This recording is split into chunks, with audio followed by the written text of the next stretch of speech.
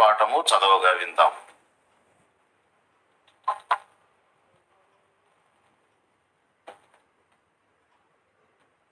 నూతన సంవత్సరము మరియు ఒడంబడిక దినము ఆరాధన కొరకు ఏర్పాటు చేయబడిన సువార్త పాఠ్య భాగంగా పరిశుద్ధ గ్రంథం నుంచి పరిశుద్ధుడైన లూకా గారిచే వ్రాయబడిన సువర్తమానము 13వ అధ్యాయము 1 నుంచి 9 వచనముల వరకు చదువుగా విందము.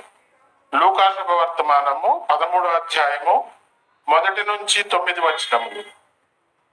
పిలాతు గలిలయులైన కొందరి రక్తము వారి బలులతో కలిపి ఉండెను. ఆ కాలమున అక్కడ ఉన్న కొందరు ఆ సంగతి యేసుతో చెప్పగా ఆయన వారితో ఇట్లనెను, ఈ గలిలయులు అట్టి హింసలు పొందినందున వారు గలిలయులందరికంటే పాపులని మీరు తలంచుచున్నారా?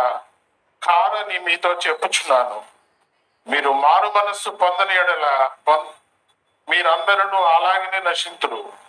మరియు సిలోయములోని గోపురము పడి చచ్చిన 18 మంది యెరూషలేములో కాపురమున్న వారందరికంటే అపరాధులను తలంచుచున్నారా? కారని మీతో చెప్పుచున్నాను. మీరు మారు మనస్సు పొందని ఎడల మీరందరూ అలాగే నశింతురు. మరియు ఆయన వారితో ఈ ఉపమానం చెప్పెను. ఒక మనుష్యుని ద్రాక్ష తోటలో అంజూరపు చెట్టు ఒకటి నాటబడి ఉండెను.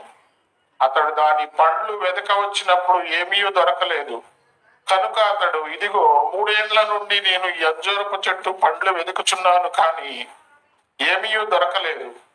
దీనిని నరికివేయము, దీని వలన ఈ భూమి ఎలా వ్యర్థమైపోవలనని ద్రాక్ష తోట మాలితో చెప్పెను. అయితే వాడు, అయ్యా, నేను దాని చుట్టూ త్రవ్వి ఎరువు వేయు మట్టుకు ఈ సంవత్సరము కూడా ఉండనిమ్ము. అది ఫలించినా సరే, లేని ఎడల నరికించి వేయమని అతనితో చెప్పాను.